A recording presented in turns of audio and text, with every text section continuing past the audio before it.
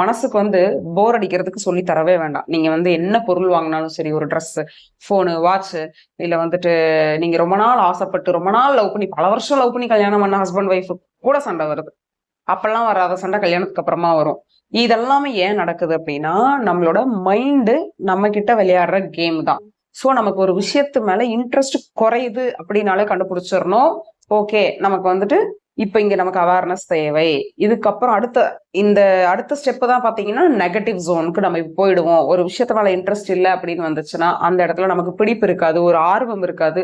So அது சார்ந்து எது விஷயம் நடந்தாலும் நமக்கு பெரிய ஒரு ஹாப்பினஸ கொடுக்காது. சோ ஹாப்பினஸ் இல்லாத ஒரு சூழ்நிலையை நம்ம விரும்ப மாட்டோம். அதனால நம்ம வந்துட்டு அடுத்தடுத்து இன்னும் என்ன, இதுக்கப்புறம் என்ன அப்படின்னுட்டு ஒரு அடுத்தடுத்து பல ஹாப்பினஸ் வந்து இல்லாத, அதாவது இக்கரைக்கு அக்கறை பச்சைன்னு சொல்லுவாங்கல்ல, அந்த மாதிரி இது எனக்கு நல்லா இல்ல, அதுதான் நல்லா இருக்கு அப்படின்னுட்டு நம்ம ஜம்ப் பண்ணி போறதுக்கு ரீசன் வந்து நம்ம மனசு நம்ம கூட விளையாடுற அந்த ஒரு